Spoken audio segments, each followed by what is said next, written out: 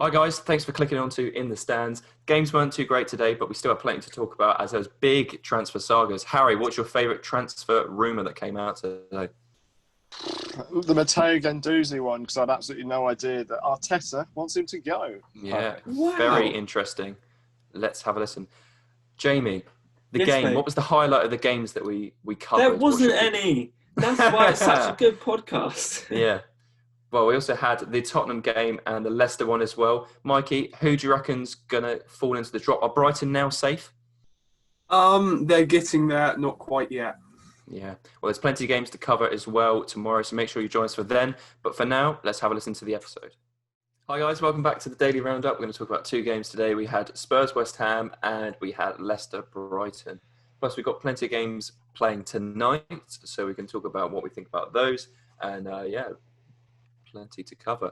So what did you guys think about the games yesterday? Because I wasn't Boring. particularly enthralled. Yeah. Generally, not the most boring game week game day has ever been, but I felt after that, like, I was just bored the whole time. It's only like two bits of exciting. Harry Kane's goal was nice, but I felt like I wasted my time watching the games, to be completely honest with you. Yeah. Has there been a worse game apart from those two? Well, most of the games haven't really been that exciting, if I'm completely honest with you. Apart from, I don't know, Saints, Norwich, any Man City game, or Liverpool. Not even Liverpool Newcastle game. got three, didn't they? Yeah. I said to my dad that I might just not watch first halves anymore because they just finished 0-0. I don't know what it is, but they all just finished 0-0. And I might just tune in for second halves because it seems like nothing happens towards the first water break. You might get the chance of a goal before half time. And then apart from that, it's all just kicks off in the second half. So, yeah. And is it something to do with, was it actually, because if you look on the game, actually at the games, you've got Leicester pushing for Champions League, Brighton trying to secure their safety, Tottenham again trying to go for Champions League, West Ham trying to secure their safety. And on paper, you think that could be two good games, but it seemed like they both just didn't want to commit and both teams all just sat back. And I think Leicester had a good go and nothing happened. And Tottenham were trying to counter-attack against West Ham, who weren't really doing anything. I think it's because you look at the future fixtures of West Ham and Brighton, there are a lot more winnable games than Leicester and Spurs away. I don't know if it's just the fact that with these two being right down the bottom, a point might be all they need to stay up. So that point that Brighton have got against Leicester, they got 4 points from the opening two games. They've done superbly well to get them. Yeah. And I think that probably was a thing that Graham Potter will be happy to take away from Leicester, especially with them pushing for Champions League. And also, it's a weird time at the top as well, isn't it? Because not knowing if City's going to get this band upheld or not depends whether fifth is actually a good place to finish or not for Champions League. So again, Leicester currently third, going to be in the Champions League places probably by the end of the season. They didn't need to go all out and get 3 points. It might be a more important fixture later down the line where they are playing someone in that top 7, top 8 fighting for Champions League, and they need to get a result there. One thing I wondered when watching it, because I realised that Spurs are very efficient, very defensively minded, but also still have that good counter-attack. Do you believe that Mourinho has got them playing better than Pochettino was? Because I know it seemed like quite a harsh challenge to sack Pochettino after everything he'd done. But do you think this is working for Spurs, or do you reckon Pochettino still could have turned it round and be performing slightly better than they are now? Well, I think they were unfortunate not to beat Manchester United yesterday. They could have certainly beat West Ham by a few more. I know Fornals had a good chance, as they did against Wolves when it was 0-0, to break the deficit for West Ham. But apart from that, it might sound harsh, but they're a bit lifeless. They sat right back, 2 banks of 4. And the amount of chances Tottenham did have, Son had the offside goal. Kane, when it was 0-0, just slipped one past the post. And I think, to be fair, they are an attacking team. I know they've got Mourinho and he's known for his defensive work. But at the moment, they are playing a good brand of attacking football because they need to get wins to push for the Europa League spaces. So are they playing better football? I'm not 100% sure. but 4 points out of West Ham and Manchester United, if you offered them that before and only conceding 1 out of those 2 games, I think they probably would have taken it. Yeah. And Jamie, the fact that Harry Kane's back now, how important is that just for Spurs to try and get, because I know they play a lot through Kane, how important is that for them to try and push for that European football? Well, it's crucial for them, Ollie. Basically, we saw when Kane was injured, Spurs were a bit useless without him. Because I don't think Son could do the job on his own. I think he does play well off Harry Kane. And it's just, and like I said, like you said there, Ollie, they play through him. Without him, and they have no really backup quality strikers without him. And it's imperative. That's the word, Harry. Thank you. It's very early in the morning to recording this. It's 10 o'clock. Yes. I can't. It's 10:15. Exactly. We've done 3 hours work by now. We can barely get out of our pits and stick on a call. It's imperative for Spurs that he stays fit. They don't play him too much to risk recurring injury from Harry Kane. Yeah. Well, it has been almost a bit of a blessing for Spurs to have this 3 months break for their players to get back. Is there any other teams you reckon that have benefited better than Spurs? Because I know they've had, Son back, Kane back. I think one of their midfielders is back now as well from injury. So they've got a lot of key players that come back with this extended break. So I can't really think of many other, maybe Man United with Rashford, but I can't really think of any other teams that have possibly benefited better than them.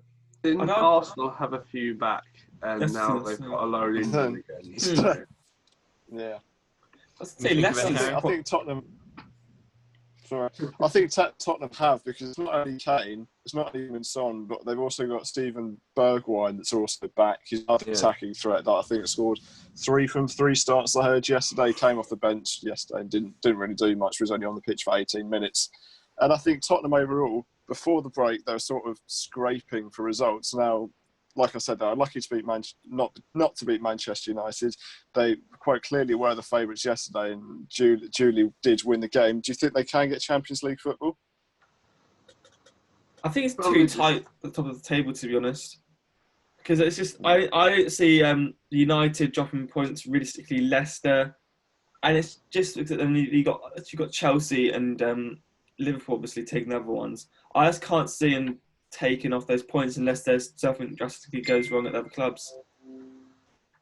Yeah, I think the gap might just be a little bit too big. I'm trying to see if I can find the actual table, but let's have a look and see how far They've played 1 game more than Wolves and United, but they're only a point off both.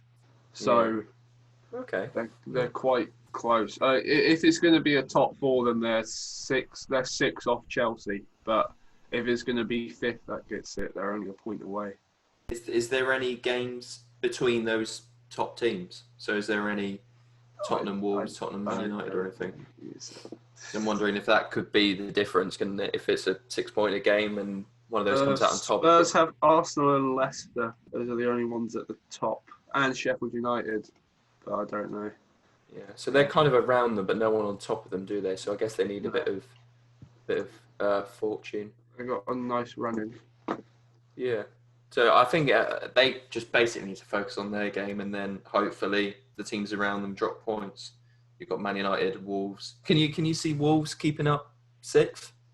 Or do you reckon there might be a drop-off period with the return of the Europa League as well?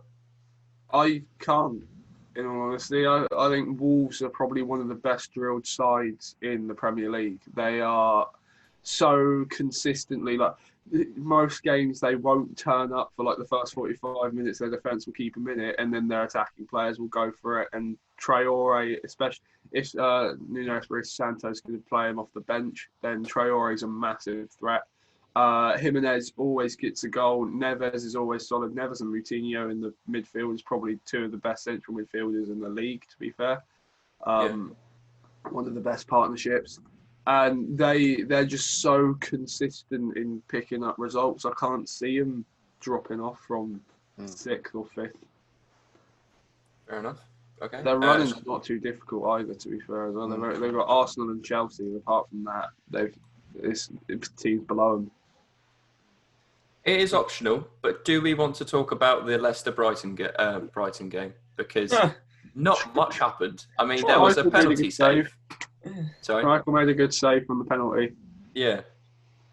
And there was a handball in wasn't there like a handball in the 90th minute that I don't quite understand. I'm not gonna lie, I don't think I was paying attention by that point because it was ball got whipped into the box. I think it was Maddison. It came off for a corner. It went back out wide, and Maddison and Shane Duffy had his arm there, and for some reason that was not given as a penalty. It hit him straight on the arm. It blocked the cross coming in, and they managed to clear it, and they didn't give it as a penalty.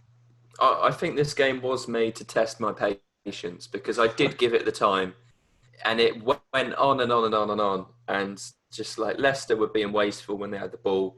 Brighton weren't really doing anything, and I was just like, I was so excited for football to be back, and I watched every single game and watched this one, and I was kind of like, am I just watching it because it's on? Because I've got nothing else to do.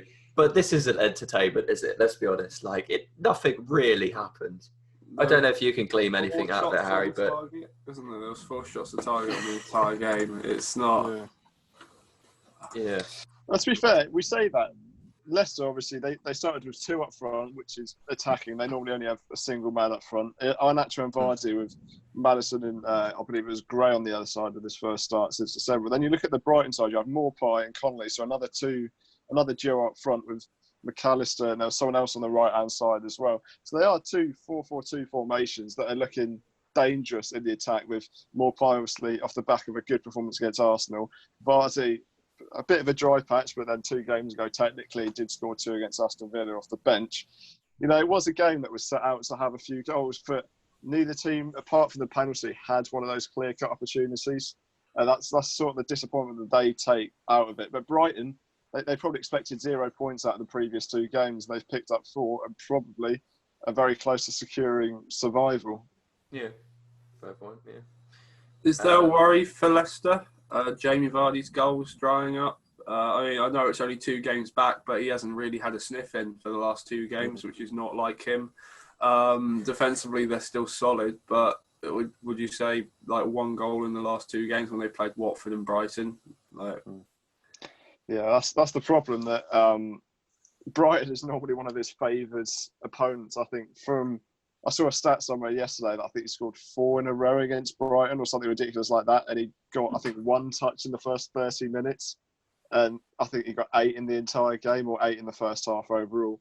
But I would be concerned that they are 9 points above 5th or something ridiculous like that. I think their early season forms really helped them in pushing them into the top 4, and I think that's probably the only reason why they're going to stay in that area, just because of that early season form. Because a point against Watford and then just a point against Brighton, 2 teams that early in the season they get 6 points out of without even having to think.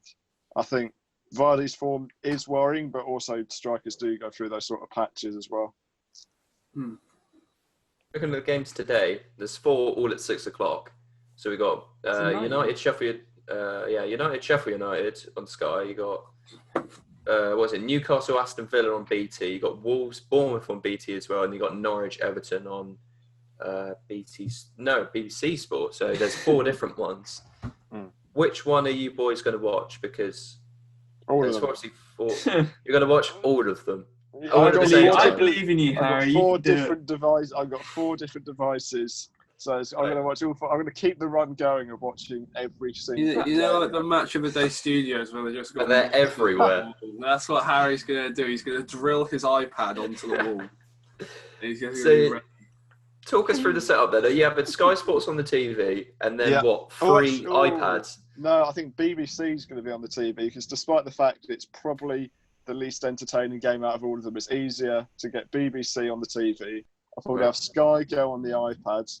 I've also got Sky Go on a laptop, and then I don't know what I'm going to do for the 4th one. But I'm going to think on the spot. There's 2 BT ones though. It's not. It's only 1 on Sky. The question is, Harry, will your internet be able to handle it?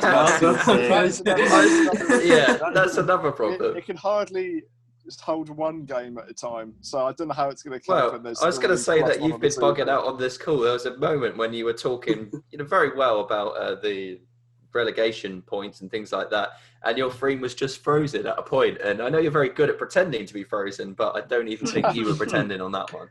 So yeah. Classic I'll be very. Harry. Well, one team that has frozen under pressure is Bournemouth. Do you think they're going to have a reaction? Do you think they're going to have a reaction against Wolves? Because they've had a poor performance against Crystal Palace, where they've been dominated, didn't really have anything to show for. What do you think is going to happen in that game? Harry, Will they get on One Football polls, Harry, it's the Wolves are 86% likely to win the game, and that just shows you the dominance Wolves have against lower league oppositions. I was saying, as Mike was saying a minute ago, Wolves can sit back happily for the first 45 minutes and just counter-attack in the next. And easily dominate a team like statistics from One Football where people vote on who they think is going to win. Not even any data. It might just be there's more Wolves fans. I mean, there's about 20 Bournemouth fans. There's 17,000 votes, Oliver. What? There's 17,000 votes, I'd say. About 16,000 of Wolves Mark fans. Lawrence thinks it's going to be 2-0 to Wolves, so that's going to be a Wolves victory in my eyes. If Mark Lawrence said it's going to be a victory. I just thought I was being really professional there. As long as he's not talking about Liverpool, I think it's fine. Yes. Right. Do we want to have a look at the back pages? I've got some more transfer rumours if you want to go for it. Oh, go for it, Ollie. Let's forget about all of the games. So let's just go. All right. Should we do quick predictions? All right. We'll go quick predictions. Yeah. Go for it. United, Sheffield United. Harry, go. 2-0 United. Manchester United. 2-0 Jamie. United.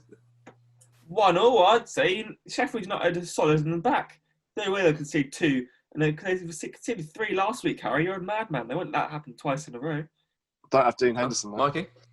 1-0 Man United. 1-0 Man United. I reckon it's going to be 2-1 Man United. Newcastle Villa. Harry? 0-0. It sounds it, doesn't it? Yeah, that might be the game I forget about.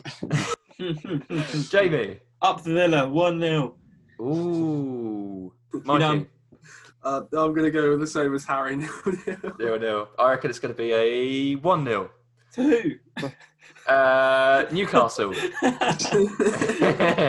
Right, Norwich Everton. Harry. 2-1 Norwich. Ooh. Yeah. Jamie. 3-0 Everton. Ooh. Mikey. 0-0. 0-0 again. Boring. Poor BBC getting another 0-0. I reckon it's going to be 2-0 Everton. Wolves Bournemouth. Harry, what do you reckon? 3-0 Wolves. Okay, fair enough. Jamie? Good question. I'm going to go for 1-0 Wolverhampton Wanderers. Mikey, what do you reckon? It's going to sound like I'm just copying Tizar, but I was also going to go 3-0 Wolves. Fair enough. What can I say? Great minds think alike. Yeah. I reckon 2-2. I reckon Bournemouth might hold them. Wolves draw a lot of games. They're going to score. I reckon they'll go hell for leather, but then they'll throw it away. And then late kickoff, we've got Liverpool Crystal Palace to put that pressure on City and win it on the weekend. What do we reckon? Harry? 3-0. 3-0? Oh, for God's 3-0? Sorry, I did. What game are we talking about now? It's going to happen again. Liverpool Crystal Palace. I was going A to say 6-goal thriller. 8 o'clock. Yeah. What do you reckon, Jamie? You were aware of this game, right? Yeah, I completely forgot. But I'd say 3-0 Liverpool. So I can read your mind. And an accent as well. Wow. Blimey. Mikey, what do you reckon? You can skip the accent if you don't. I was going to say the same thing as Tizard. What, 3-0? Oh, my God. Liverpool are going to go 3-0 up, and in the last 25 minutes, Palace are going to come back. It's going to be. Dwight Gale's going to come on. Dwight Gale's just going to come running on the pitch. As much as I'd love to see get that, the I loan don't deal think done it's today. really going to happen. You can play. So I think it's going to be a 2-1 late Liverpool goal. I reckon. There we go. What, consolation, or is it going to be 2-1? Oh no, I think Liverpool will win it. I think they'll get it right at the end. Right, should we go to my back pages then? See what we've got going on. Juventus apparently have agreed an 80 million fee for Barcelona striker Arthur. Striker? What? Midfielder. What's going on there? What do you reckon about that? And apparently they've still got to convince him to join the club. Would you go from Barcelona to Juventus if you were Arthur? Not when Juventus already have about 64 different central midfielders. So I think they've got Khedira, Rabiot, Ramsey, Matuidi, and now they're going to have Arthur. They're going to have to. If I was him, I'd want them to ship a couple of people off. And I think Pjanic might be going the other way, which is ridiculous. I don't know why Barcelona prefer to have Pjanic, who's much older than Arthur, I believe, anyway. So it's a bit of an odd one for me. But if you get 72.5 million and maybe replace him with someone that isn't Pjanic, then I'd probably say it's a good deal. Yeah, fair enough. Sarri has said that he wants to build the midfield around him the same way he did for Jorginho at Napoli and Chelsea. So I think it would be a good move for him because I don't know how much he is actually playing for Barca at the moment. And being told that you're going to have a side built around you when you're 23, that's like another decade that you've got. If Sarri keeps the job, he's got like another decade where he's going to be a part of that central midfield. So it's interesting you mentioned Jorginho because apparently he's also been linked with Juventus. Apparently it's one of the players that Sarri wants to bring in, but the record seems like he's not going to leave Stamford Bridge. So as much as I think Sarri wants him again, I don't think it's going to happen. It looks like we're going to get a lot of contract extensions through again. Looks like Arsenal have finally sorted out their contract saga. Looks like David Luiz has got a 1 year, which, considering recent form, seems I think he'd be laughing. But yeah, fair enough. Do you think he could actually be a help in that last year, or is this a kind of panic? It just seems like Arsenal have no money in the bank, and I feel sorry for Arteta because realistically, that's not what we'd want to happen. It's just I think he's being restricted with how much money he can spend, and he can't risk losing players on freeze. Okay, fair enough. What do you reckon, Harry? Depth. They just need squad depth. I think that's quite vital. And I think this spot that I can't remember the name of, they got injured against Manchester City, might be out for 3 or 4 months, so he's not available for the rest of the season. So I think personally, it's just due to squad depth, and he'll see out his 1 year. Hopefully for them, he won't play much because it will be the sense fact that it's injured. If someone could give me the name of him, and Saliba as well. Yeah, him and Saliba at centre back, and then they'll probably have Holding and David Luiz are sort of the backups, or the players in the dressing room, as the old saying would go. We're just reading here by the Mail. Apparently, they said Mikel Arteta is ready to sell Guendouzi after midfielder taunted Brighton players over wages and grabbed Neil Maupay by the throat months after boss caught him doing quote unquote silly dances in training. So it seems that apparently Arteta's willing to let him go, apparently frustrated with the midfielder's antics. Now, it may be that he's just a youngster and he's not quite shown the commitment that Arteta's looking for. But is it a sensible move for Arsenal to let him go over his attitude? Or do you think that's something that could be coached and improved from him? He's still quite young, isn't he? He's still a young player, and he definitely has quality. It just depends on his attitude. Because there are ways of changing player attitudes. It's whether the player wants to change. So if Arteta can try and convince him to change the way that he behaves, then he could be a really world-class player. Yeah. Could this also set a precedent for the other players in the Arsenal side if they're not really showing their full commitment to the side, and suddenly Arteta goes, look, if you're not with me, you're against me, here's the door, and Guendouzi ends up leaving? Could that, kind of help Arteta with trying to prove to the rest of the Arsenal players you've either got to be here and work with me or not? Could that kind of prove to the rest of the team that that's his thinking? Well, which just shows he won't take any... Oh, sorry, Mikey. No, you go. Thank you. It shows that he won't take any rubbish from any players. I think, especially with Arteta coming in, as he's kind of improving himself as a manager still, arguably. It shows he won't take any crap from his players. Because that he's there to be respected, and he wants a team that will be respected by other players in other teams. Yeah, fair enough. What do you reckon, Harry? What do you reckon about the whole situation between Guendouzi? The thing is, I think, despite his age, I think he is one of Arsenal's better midfielders. I think he's the one person that's probably showed promise this season. At the age of 21, he's the sort of player that you can build a team around due to the fact that he's young, So when they do this rebuild in 3 years' time, it'll be 24, 25, heading towards its peak. And I think, to be fair, his commitment's there. I think the one reason why he's getting taunting Maupay doing this or doing that is because he wants the team to win, which in the past for Arsenal players this season hasn't really been shown that much. So for me, I give him time to mature himself, and I build the team around him because, one, he's a valuable asset. Two, if he's Premier League level at 21, there's going to be a lot of teams in for him. And I think it'd just be a bit odd to sell, unless it's sort of the Paul Pogba situation at Manchester United originally, where the attitude was outweighed his performance or potential. The problem with doing a sort of like coming into a dressing room and going, this is how things are going to be now, this is the way that we're going to be.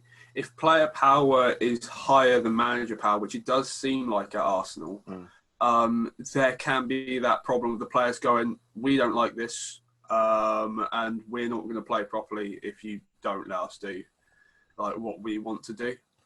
I think that can also be a problem because player power has got a lot bigger over the last couple of years and egos have got a lot bigger, and it does seem like that Arsenal do have a lot of egos, which can be a good thing if they're playing football and playing well. It can be a really bad thing if they're not. Got a last bit of good news. See if you guys like this. Something to look forward to. Football authorities in England are exploring the possibility of using the Community Shield as a test event for the return of fans before the start of the next season.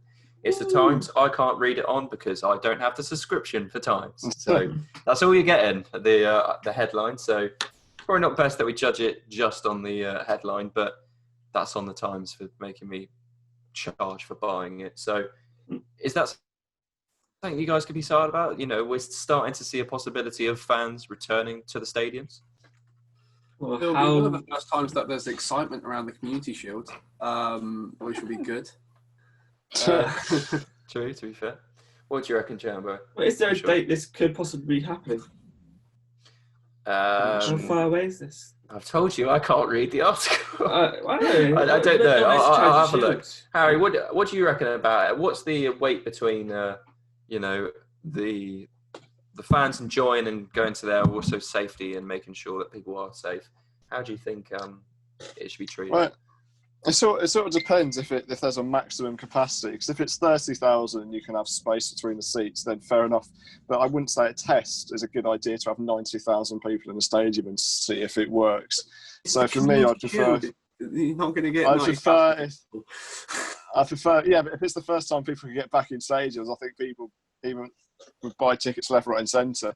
But for me, I'd probably say start it at, as bad as it sounds, start it at League 2 or League 1. Build it up slowly and then see if the Premier League can do it, because at the moment I just don't think it's a very good idea. I think another topic of difficulty is the international break as well, because they're trying to push everything back but they can't move the international break. It's all kind of becoming a headache. But yeah, it looks like as soon as the new season's going to go, it looks like they're going to try and fit it in there to see if they can do fans. If it doesn't work, and then they will reevaluate. But I think that's going to be their testing piece to see if they can get the Community Shield in there. So, the thing is we don't know how well the pandemic's going to do over the next couple of months. It could really shorten up and everything's fine by August. So that could happen, or we could have a second spike and we could still be in lockdown in August. We don't know.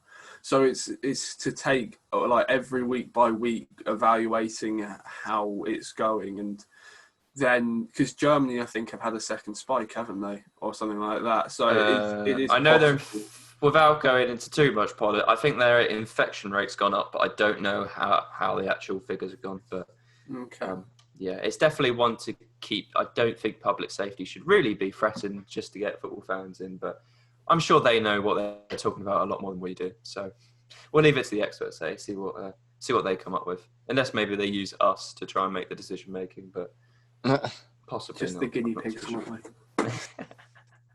Yeah, okay. Right, well, we talked about the 5 games that are coming up tonight, so make sure you join us for tomorrow when we talk about what happened in those 5 games. Hopefully they'll be a lot more entertaining than the ones that happened today, but of course we can look at transfer news, contract sagas, anything like that tomorrow as well, and see what there is to talk about. So thank you for joining us. If you're on YouTube, make sure you subscribe, that bell on. Drop a like if you did enjoy the video. If you're listening on your podcast and home, make sure you subscribe so you don't miss them. They're coming at you every day, so make sure you don't miss them. It's been me, Ollie, my other co-hosts. Harry, do you want to say goodbye? Goodbye. Jamie? Goodbye. And Mikey. Bye. See you later.